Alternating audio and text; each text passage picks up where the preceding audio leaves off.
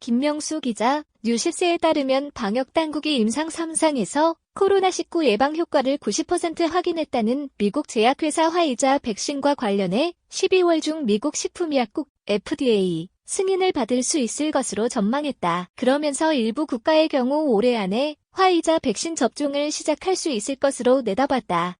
화이자를 포함 국내에선 내년 2분기 이후 백신 접종이 가능할 것으로 예상했다. 권준욱 중앙방역대책본부 부본부장은 10일 오후 충북 오송질병관리청에서 열린 코로나19 정례 브리핑에서 백신 승인은 12월 중 되지 않을까 판단하며 화이자 이외 다른 회사들도 임상시험이 각각 발표되면 전 세계적으로 일부 국가는 연내 접종이 시작될 거라고 본다고 말했다.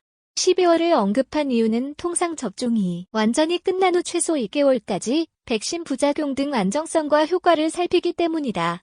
권 부본부장은 화이자 같은 경우는 임상시험 대상이 4만 3천여 명 정도 된다며 부작용이 어떤 것은 10만 명 또는 100만 명 중 1명꼴로 나타날 수 있고 다른 나라에서 50만 또는 100만 명 이상이 접종을 하게 되면 완전히 완료된 후에 부작용까지 보고 진행하는 것도 대안으로 생각해 볼 수 있다고 말했다.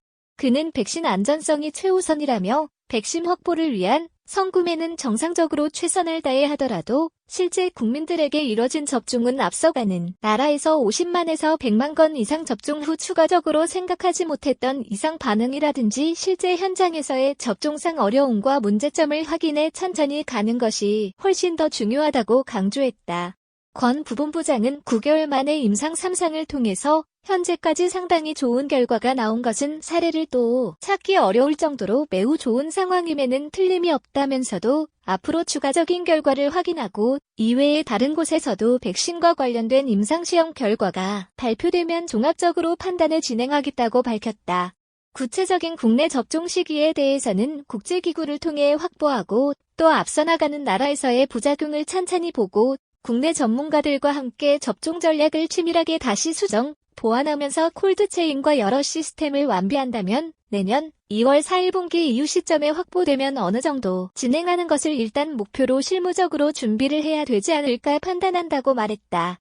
권 부본부장은 백신 개발 목적은 기본적으로 고위험군의 코로나19 피해를 최소화해 당장 보호하는 것과 감염자들의 바이러스 배출량을 줄이는 것 두 가지라며 현재 고위험군에 대해서 효과를 보이는 것은 상당히 의미 있게 나왔지만 그 고위험군도 좀 더 자세한 정보를 확인해야 한다고 했다. 구체적으로는 연령대별로 특별히 우리나라에서 치명률이 높은 그룹은 연령대별로 볼 때는 65세 이상이면서 기저질환이 있는 군, 그 중에서도 백신의 방어율이 특별히 얼마나 되는지 대상 집단별 백신의 효능을 더 확인해야 한다고 설명했다. 권 부본부장은 화이자의 코로나19 메신저, 리보엑산, mRNA, 전령 RNA, 백신을 맞은 집단의 연령대가 다양할 텐데 외부로 배출하는 바이러스 양 자체가 줄었는지도 매우 관심사라며 치명률을 낮추는 것과는 별개로 바이러스의 전파량을 줄임으로써 지역사회 유행을 상당히 빠른 속도로 감소시키는 데에 또 의미가 있기 때문에 각각의 임상시험을 진행하면서 확인하게 된다고 강조했다.